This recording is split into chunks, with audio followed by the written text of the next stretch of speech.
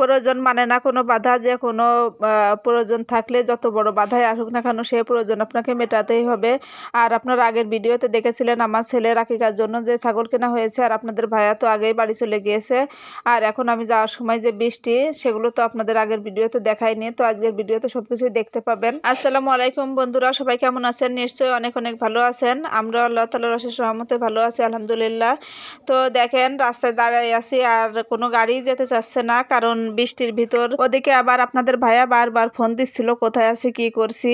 আর একটা মজার ব্যাপার কি জানেন, আপনাদের ভাইয়া ফোন দিয়ে বলল ওখানে নাকি বৃষ্টি নেই কোনো, শুধু একটু মেঘ, আর আমাদের এদিকে তো প্রচুর বৃষ্টি। তো তাই শুনে তো আমার ভালোই লাগতেছিল যে যেহেতু গ্রামে গেলে বৃষ্টি যদি না পাই তাহলে ভালোই হবে।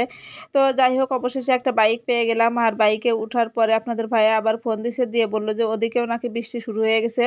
যা কপালের কি দশা দেখেন, এদিকেও বৃষ্টির ভিতর ওদিকেও বৃষ্টির ভিতর। তো আজকে কপালটাই খারাপ। আর যদি জানতাম যে এত বৃষ্টি হবে তাহলে কিন্তু আমরা এই কাজটা একটু পিছিয়ে দিতাম। তো যেহেতু সবকিছু রেডি করা হয়ে গেছে তাই আমরা আর পিছলাম না।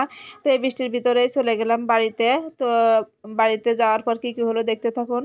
আর এই যে বাড়িতে চলে আসলাম, আধা ঘন্টা হয়েছে। আর এর ভিতর কিন্তু আমি রান্না বসিয়ে দিয়েছি রাতের জন্য। আর আমরা এসেছিলাম দুপুর 3টার দিকে, বাসা থেকে বের হয়েছিলাম। তো আসতে আসতে আমাদের 4টা 4:30 বেজে গেছিল।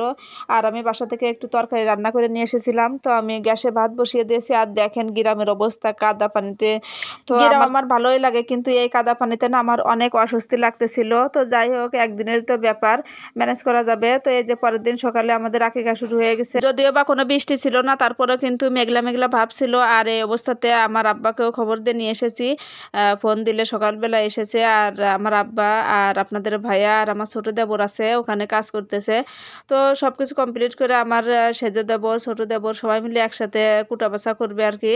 তো গ্রামের এই পরিবেশগুলো কিন্তু অনেক ভালো লাগে, যে যদি বাড়িতে কোনো অনুষ্ঠান কিংবা কোনো কাজ হয় তাহলে কিন্তু সবাই মিলে একসাথে। আর যেহেতু আমরা কোনো অনুষ্ঠানও করতেছি না, আমরা স্বাভাবিকভাবে যেভাবেই সুন্নাত তরিকায় দেওয়া যায় সেভাবেই চেষ্টা করতেছি। আর আমরা কিন্তু আকিকাটা সম্পূর্ণ হয়ে গেলে আমরা আবার ফিরে যাব আমাদের বাসায়।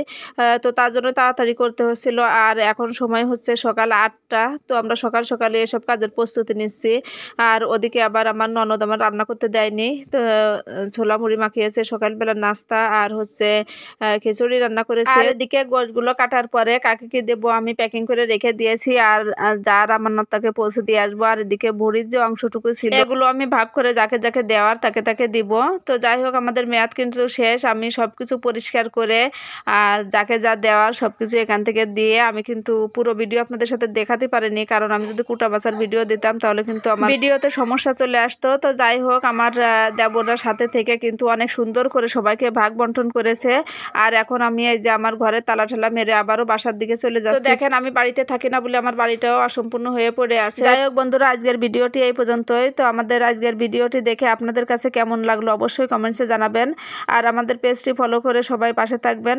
সবার জন্য রইল অনেক অনেক দোয়া, আমাদের জন্য অনেক অনেক দোয়া করবেন। সবাইকে আল্লাহ হাফেজ।